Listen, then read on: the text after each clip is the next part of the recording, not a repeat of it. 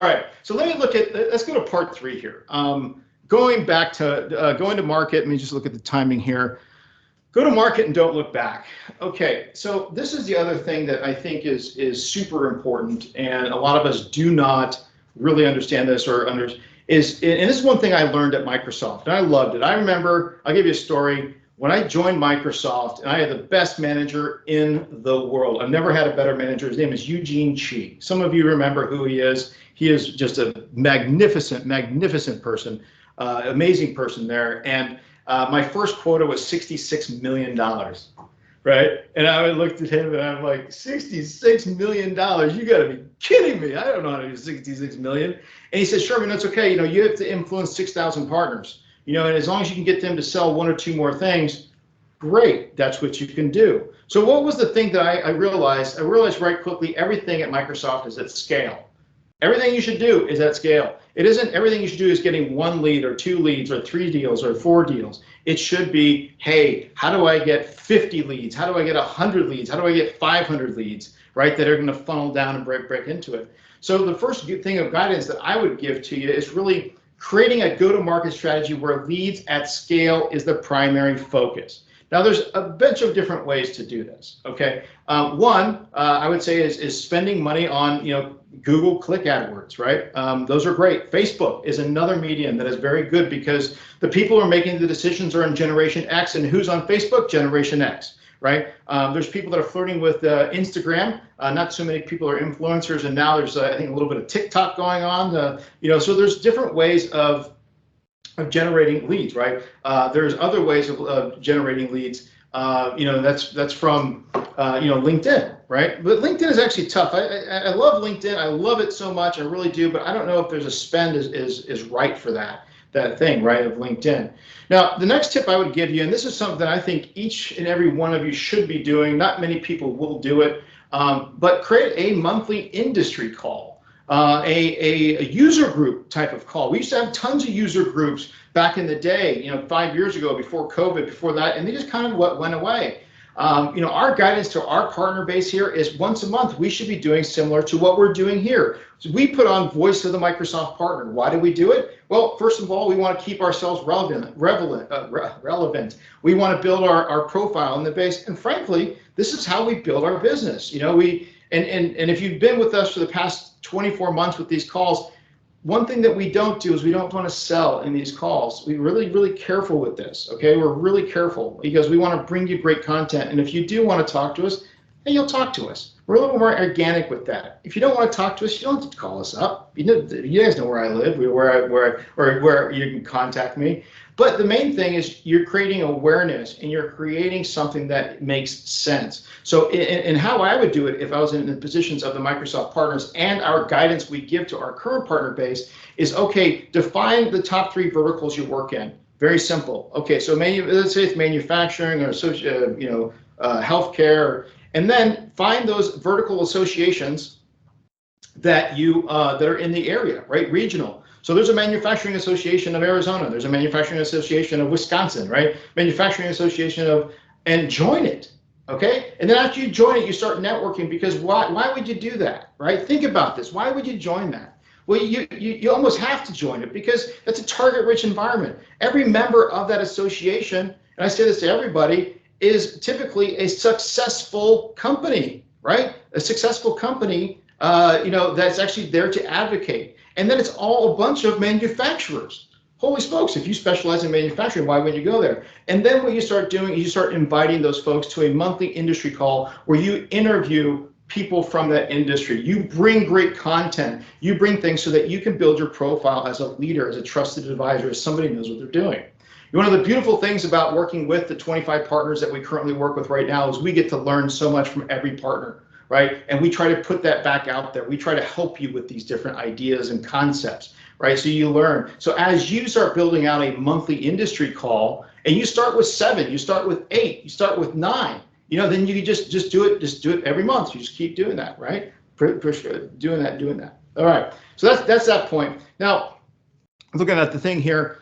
Next is following a prescriptive sales methodology. So we're going to actually provide this to everybody here on the call, okay? And what we're going to end up doing here is a prescriptive sales methodology. So this is what's interesting. So we do a lot of hands-on labs, right, for our current client base. Okay, so what that means is once a month or twice a month, we actually put on an Azure hands-on lab, a security hands-on lab, or like a Power Platform hands-on lab, right? And we get 36 registrants, 15 attendees, averaging 4 opportunities per session. We help them put it on. We do everything, right? And we do follow-up calls, which is crazy, right? So I figure like I should start my own MSP practice. I'm doing all the front end stuff, right? But what we found is that most managed service providers or most people in our industry don't understand professional sales, right? And what I mean by that is every lead that comes out, when we produce a lead, that lead over the next 30 days should be touched or reached out to at least 10 to 14 times. So what I'm going to do here is everybody who's attended today, we're going to go ahead and do a follow-up where we're going to send you out the video, but we're also going to send you our methodology. So it's 14 days of touch points, and one could be sending the calendar invite, wait 2 days, send this, wait 2 days, send this paper, wait 2 days, call this person, wait 2 days, send them an invitation. So it's all very systematically put out, and this is going to change the way that happens. The reason why I brought up my partner base or the partners we work with is a lot of times they'll only send 1 or 2 emails to a lead because they don't understand that, hey, professional sales means that you need 100 no's to get a yes, right? You need to be, it's a tough business, but that's why they pay them, if they at target the most, right? Because it's a live by the sword, die by the sword.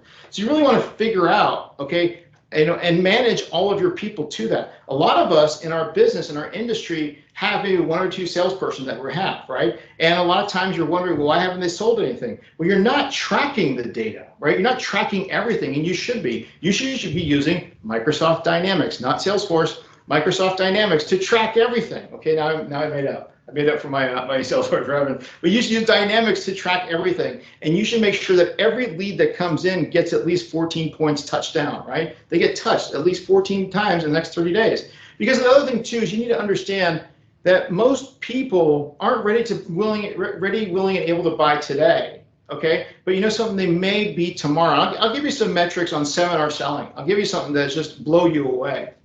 And you may have heard this many years ago when I was talking about this, but in seminar selling, when you bring 100 people to an event, 100 people to an event, okay, only 3 to 5% of those people are ready, willing, and able to buy today. So you need to have something ready, a package to sell, right? But then from 5 to 20% are people that are ready, willing, and able to buy today, but they don't trust you, so they're not going to buy from you. They're not going to buy from you, not yet. They don't trust you.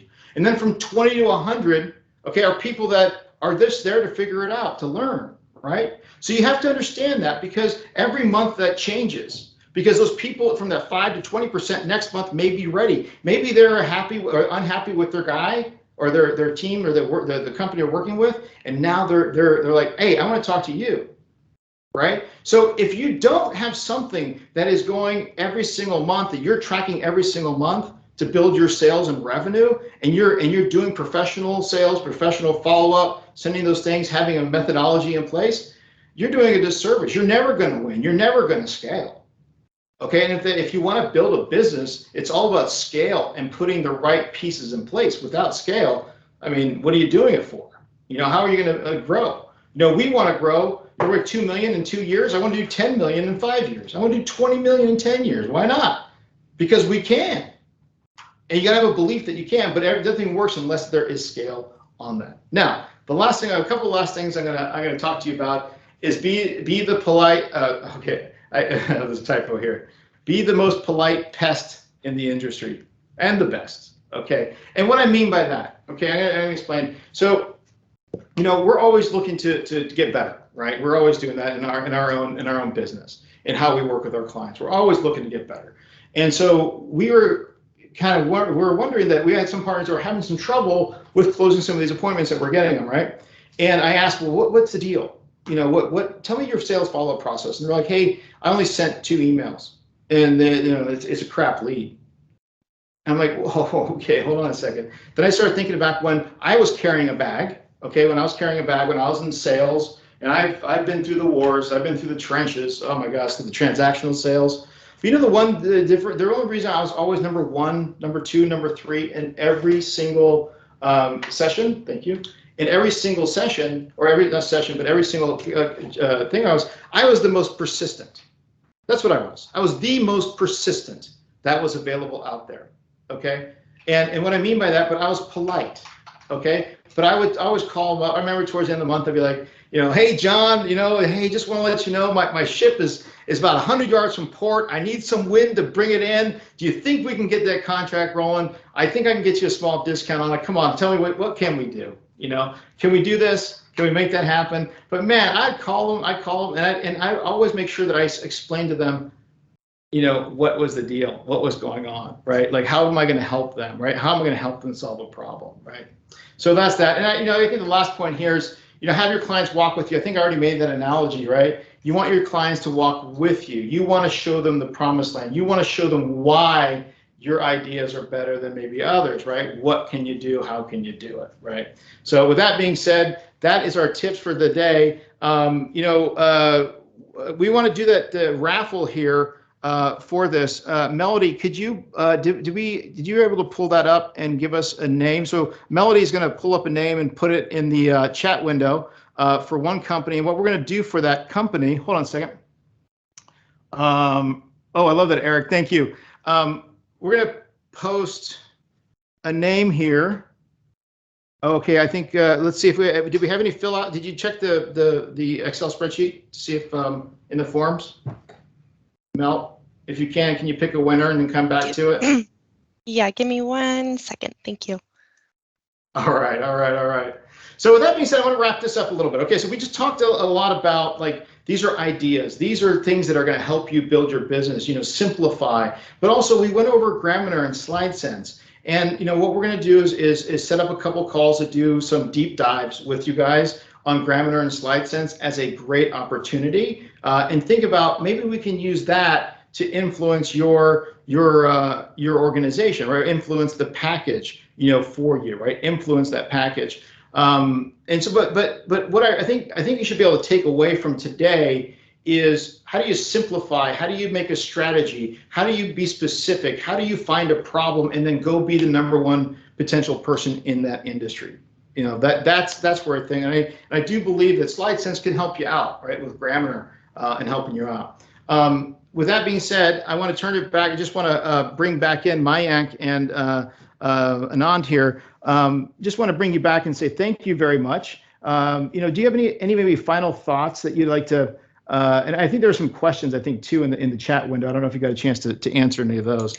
But Anand, why don't we start with you? Sure. No. Firstly, thanks a lot, and it's great to have a chance to share something that we really enjoy doing with all of you. I have put in some of the answers, and so have Mayank, to the questions, but it's entirely possible we may not have understood the question well enough.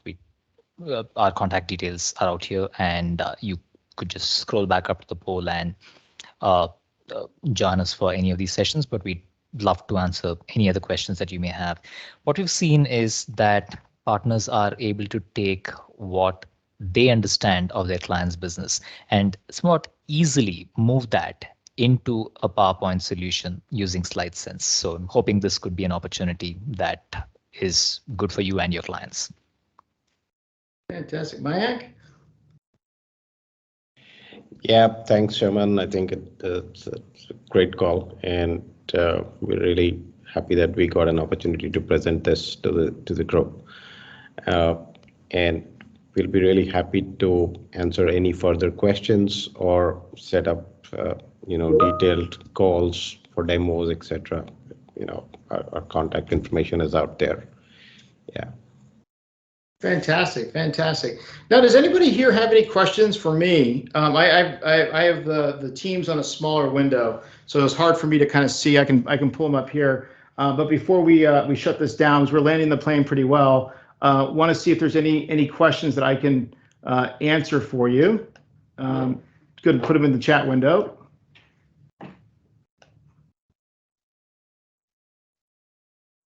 And Dan Callahan, holy Moses. Hey, Dan, you're the winner, brother. Shocking. Let him talk. Shocking. Well, thanks Hey, for man, that. Thank you. Don't Yeah. say that you never won anything. Yeah, Dan. So we'll reach out to you, and then we'll set you up for next month. We'll do a session for you, and it's very simple. There's no obligation. It's really, we just want to help out and give you a taste of it. If you want to take advantage of it, great. If you don't, it's up to you 100%. And it's just, we want to just show you what can the power of it be pretty cool. So thanks, man. Perfect. That's awesome. Thank you. Thank you very much. Yeah, no problem. All right, let's see. Eric said you're gonna have to tell us more about that 3 months. What about what 3 months? What, Eric?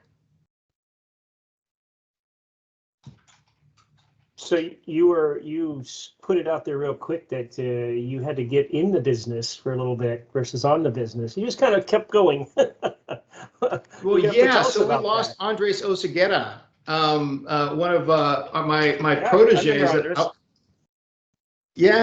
Yeah. He decided to go be a Bitcoin master. Yeah.